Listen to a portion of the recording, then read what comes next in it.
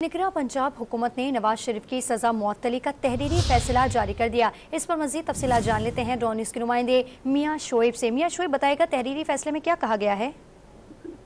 जी बिल्कुल, निगरान पंजाब हुकूमत की जानब से नवाज शरीफ की सजा मुअत्तली का तहरीरी फैसला जारी कर दिया गया है। फैसला एडिशनल चीफ सेक्रेटरी होम की जानब से जारी किया गया। फैसले में कहा गया है कि नवाज शरीफ के वकील अमजद परवेज ने बताया कि वो रजाकाराना तौर पर पाकिस्तान वापस आए हैं और नवाज शरीफ ने इस्लामाबाद हाई कोर्ट से जमानत ली है। फैसले में ये भी कहा गया है कि नवाज शरीफ के वकील के मुताबिक नवाज शरीफ दिसंबर 2019 में उस वक्त की हुकूमत से बगैर सुने दरख्वास्त मुस्तरद कर दी गई थी। और फैसले में ये भी कहा कि नवाज शरीफ के वकील ने बताया कि कोरोना और सेहत के मसाइल की वजह से पहले वो पाकिस्तान ना आए थे। और नवाज शरीफ के वकील ने ये भी हमें बताया कि 74 बरस के हैं और मुतअद्दिद बीमारियों का शिकार हैं। और जबकि उनके जो डॉक्टर अदनान है उनकी जानब से नवाज शरीफ की मेडिकल जो रिपोर्ट है वो भी जमा करवा दी गई है, जिसके बाद निगरान हुकूमत की जानब से ये सजा मुअत्तली का जो फैसला है इसको बाकायदा अदालत की जानब भेजा गया। जी बहुत शुक्रिया आपका तफसीलात देने के लिए मियां शोएब।